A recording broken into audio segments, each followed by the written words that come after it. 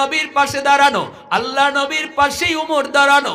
ওই অবস্থায় নবীর সাথে বেয়াদবি, ওমর গুসায় তিনি কাঁপতেছেন, কিন্তু কিছু করতে পারেন না, কারণ মায়ার নবী তিনি যদি ইশারা না দেন ওমর কিছু করতে পারেন না।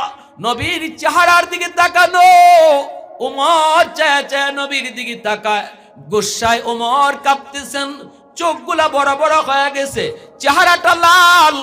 ইহুদি নবীর সাথে খারাপ আচরণ করে করে আমার নবীর কলারে, জামার কলারে ধরে ফেলেছে। এতটা বেয়াদবি, নবীর আশিকের সামনে নবীর সাথে বেয়াদবি কোনদিন কোন আশিক রাসূল বরদাস্ত করবে না। বাংলাদেশে আশিক রাসূল আসেনি না নাই? নাস্তিকদের বিরুদ্ধে বাংলার জমিনে, ব্লগারদের বিরুদ্ধে বাংলার জমিনে কি পরিমাণ আশিক রাসূল আছে, কলেজ ভার্সিটি থেকে তাম পৃথিবী দেখছে। আওয়াজ দিয়া বলেন ঠিক কি না?